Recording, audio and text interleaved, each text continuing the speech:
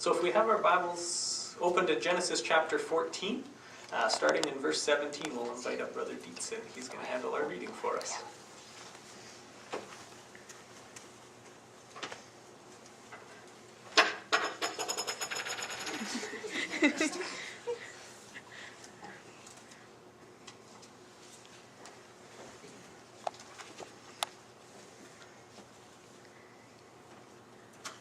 After Abram returned from defeating Kedorlaomer and the kings who were with him, the king of Sodom went out to meet Abram at the valley of Sheba, that is, the valley of the king.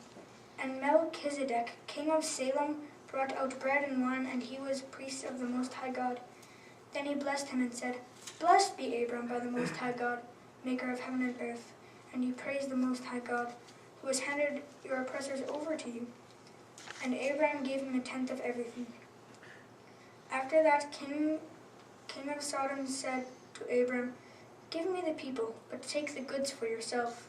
But Abram said to the king of Sodom, "I raise my hand in oath to Jehovah, the Most High God, maker of heaven and earth, that I will not take anything that is yours, from a thread to a sandal lace, so that you may not say that I made Abram rich. I will take nothing except what the young men have already eaten. As for the share of the men who went with me, Aner, Eshcol, and Mamre, let them take their share."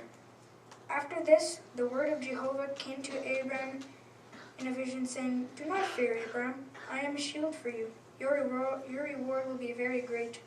Abram replied, "Sovereign Lord Jehovah, what will you give me, seeing that I continue childless, and the one who will inherit my house is a man of Damascus, Eliezer?"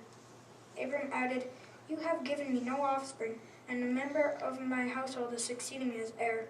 But look, Jehovah's word in reply to him was, 'This man will not succeed you as heir, but your own son will succeed you as heir.'" He now brought him outside and said, "Look up to the heavens and count the stars if you are able to do so." Then he said to him, "So your offspring will become," and he put faith in Jehovah and counted it to him as righteousness. Then he added, "I am Jehovah, who brought you out of Ur the Chaldeans, to give you this land as your possession." To this he said, "Sovereign Lord Jehovah, how will I know that I will take possession of it?" He replied to him, "Take for me a 3-year-old heifer, a 3-year-old female goat, a 3-year-old ram, a turtle dove, and a young pigeon." So he took all of these and cut them in two and put each part opposite of the other. But he did not cut up the birds.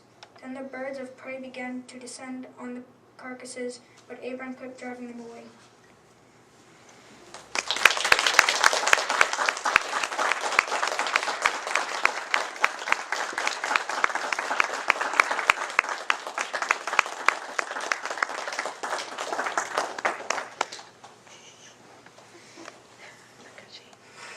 Did a really good job, Davis. Thank you very much. Really right into the fire with that for your first reading. A lot of different names in there, but you handled them very, very well. In our ministry school book, on page 85, it talks about accurate reading. How can Davis read those names so accurately? Well, the box on page 85, it said, "Practice, practice, practice, and do so aloud." So I'm sure Brother Dietz practiced a lot. Probably had your parents listening along and giving you suggestions. And that's a good example for us all when we really take our reading seriously, give it that practice, really come to understand how to pronounce all those different Bible names that we come across, and we can handle the reading in an excellent manner, just as Davis did.